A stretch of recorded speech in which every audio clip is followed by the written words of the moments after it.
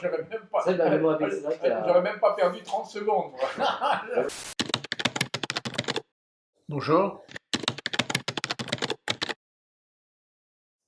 Ma passion pour les mots vient de ce que, quand j'étais enfant, pendant la guerre, j'étais dans un petit village du Beaujolais, on n'avait pas de livres, et les deux seuls livres qui étaient à ma disposition, c'est un petit Larousse, un vieux petit Larousse, et puis un choix des fables de La Fontaine.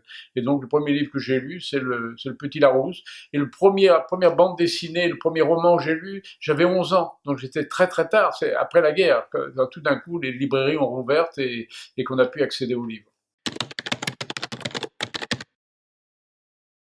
Alors je retiens d'abord quelque chose, souvent on ne fait pas attention à l'orthographe des mots, mais c'est pas pour rien que appétit a deux P. Si appétit avec un seul P, on sentirait moins le désir de manger, de consommer. Avec deux P, on dit appétit, et d'un seul coup on sent bien que... on sent très bien que dans le corps, on a des envies de bouffe, des envies de sexe, des envies de pouvoir, tout ce que vous voudrez. Et donc, c'est un mot, au fond, qui a beaucoup, beaucoup de sens, et c'est un très, très joli mot de la langue française. Alors j'ai un gros appétit pour tout ce qui relève de la table, de l'art de la table. J'ai un gros appétit aussi pour, alors pas du tout pour la gloire parce que j'ai jamais eu beaucoup d'ambition, mais j'ai un gros appétit pour le bonheur, disons. Voilà, ça c'est souvent, oui, j'aime le bonheur et j'ai toujours essayé de satisfaire les désirs qui m'arrivaient au fil des décennies de ma vie. Non, non,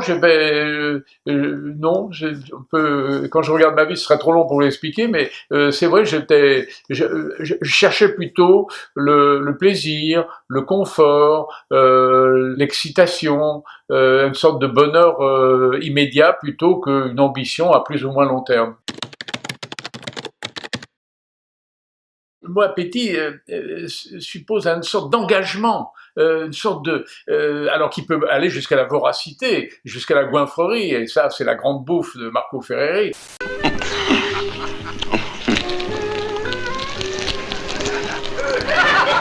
On a envie, par appétit, de connaître des plaisirs de la table, des plaisirs du lit, des plaisirs de l'exotisme, des voyages, etc.